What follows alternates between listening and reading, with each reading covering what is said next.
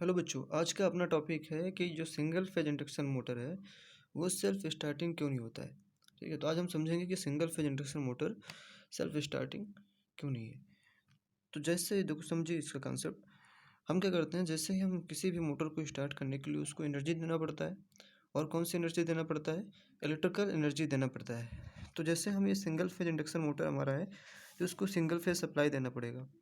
तो इसमें क्या होता है कि जो हमारा थ्री फेज इंडक्शन मोटर होता है वो सेल्फ स्टार्टिंग होता है। जैसे उसको हम थ्री फेज सप्लाई देते हैं, रोटर में ईएमएफ इंड्यूस होता है और वो इंड्यूस ईएमएफ करंट सर्कुलेट करता है रोटर कंडक्टर में। और हमें पता है कि फैराडे लॉ के अनुसार अगर कोई भी current current conductor magnetic field में रखा हुआ है तो उस पर एक फोर्स एग्जर्ट होगा और वो कंडक्टर किसी एक particular direction means magnetic field के डायरेक्शन में रोटेट करना, मैग्नेटिक फील्ड लाइंस की डायरेक्शन में रोटेट करना स्टार्ट कर देगा।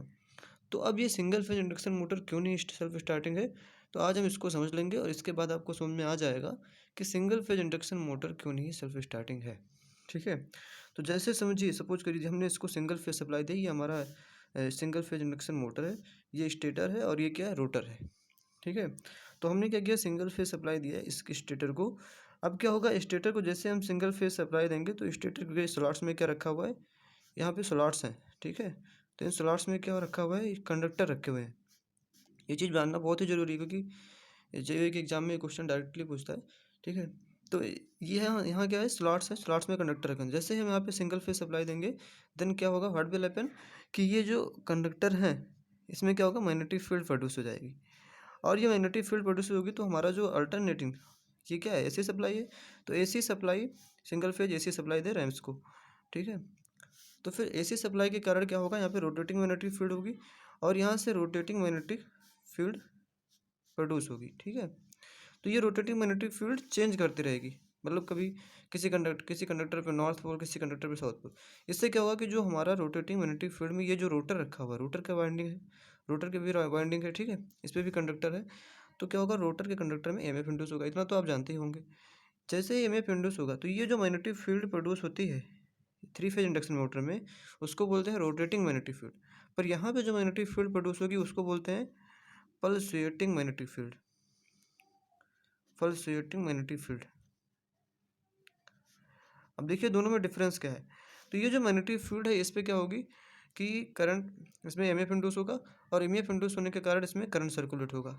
और करंट सर्कुलेट होने के कारण हम जानते हैं कि फैराडे लॉ के अनुसार इस रोटर पे एक फोर्स एग्जर्ट होगा। ठीक है, इतनी बात समझ में आ गया। अब जब फोर्स एग्जर्ट होगा तो ये जो फोर्स होगा इस पर पल्सेटिंग मैग्नेटिक फील्ड प्रोड्यूस हो रही है, तो ये फोर्स किसी एक पार्टिकुलर डायरेक्शन में नहीं होगा। ये क्या होगा कि हाफ हाफ जो फोर्स होगा वो क्लॉकवाइज डायरेक्शन में होगा। क्लॉकवाइज डायरेक्शन में जो इस पर टॉर्क लगेगा, फोर्स लगेगा, वो हाफ हाफ फोर्स क्या होगा, क्लॉकवाइज डायरेक्शन में। और किसके कारण, पल्सेटिंग मैग्नेटिक फील्ड के कारण। ठीक है, और हाफ हाफ जो फोर्स होगा वो क्या होगा, एंटी क्लॉकवाइज डायरेक्शन में,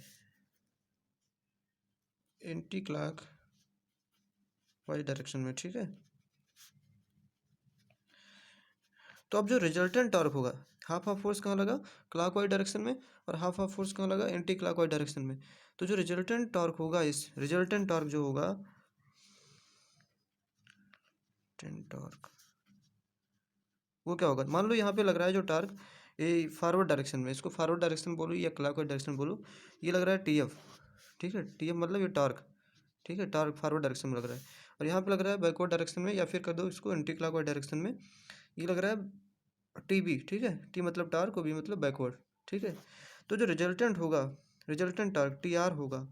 ठीक, रिजल्टेंट मतलब टोटल दोनों का कितना होगा, तो ये होगा T F minus T B, और ये कितना होगा, जीरो होगा।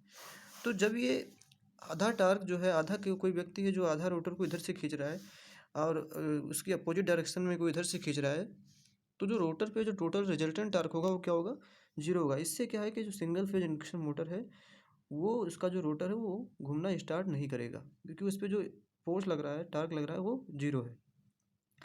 तो भैया हम सिंगल फेज इंडक्शन मोटर को कैसे स्टार्ट करेंगे, तो सिंगल फेज इंडक्शन मोटर को स्टार्ट करने के लिए हमको क्या करना पड़ेगा कि इसको इनिशियल मतलब शुरुआत में,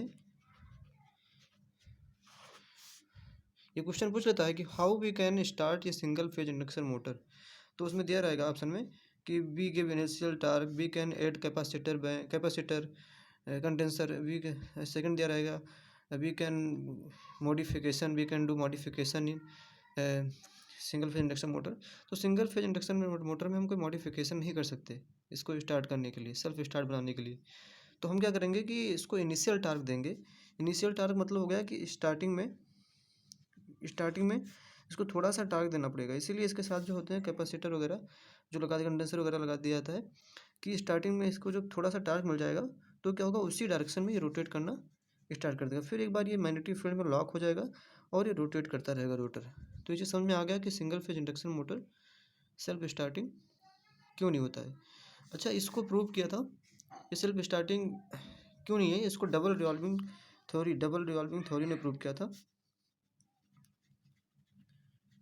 डबल रिवॉल्विंग थ्योरी, इसने इसको प्रूव किया था कि एक सिंगल फेज इंडक्शन मोटर क्यों नहीं सेल्फ स्टार्टिंग है। जो चीज़ हमने यहाँ बताया है रोटर के बनाकर, वही चीज़ जो उन्होंने बताया डबल रिवॉल्विंग थ्योरी में भी बताया, स्टेट किया कि अगर कोई भी हम क्वांटिटी है उसको देते हैं तो वो 2 पार्ट में डिवाइड हो जाती है, एक फॉरवर्ड डायरेक्शन में, एक बैकवर्ड डायरेक्शन में, एक क्लॉकवाइज डायरेक्शन में, एक एंटी क्लॉकवाइज डायरेक्शन में। तो जो टोटल रिजल्टेंट होगा वो कितना होगा, 0 होगा। ठीक है, बस ये समझ में आ गया इतना। चलो ठीक है, ओके बाद।